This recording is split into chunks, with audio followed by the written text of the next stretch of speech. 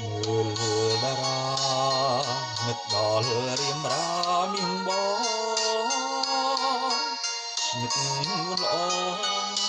គេងសងស្រមាស្រមៃ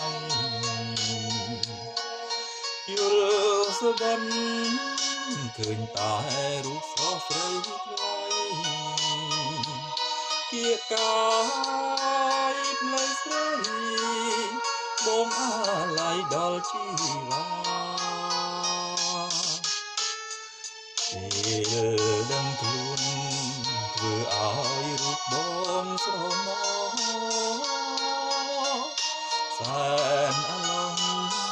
ត្រៀមត្រង់រងាអាកានឹកដល់ស្រី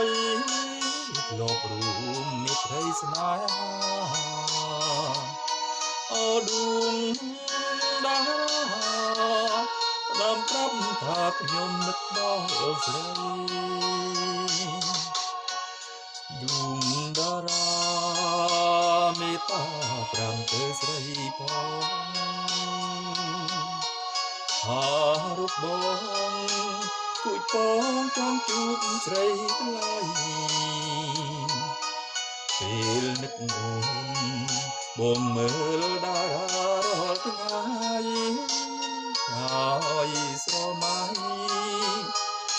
អាស្រ័យដូចនឹងតារាបើសិនអូនគិតនឹកមកដល់រូបបងអូននួនល្អប្រាប់សងតាមដួងច័ន្ទថ្លាពេលច័ន្ទរាំងបំភ្លឺពីងពេញលោកាស្នេហាស្នេហាជួបគ្នាពេលតារា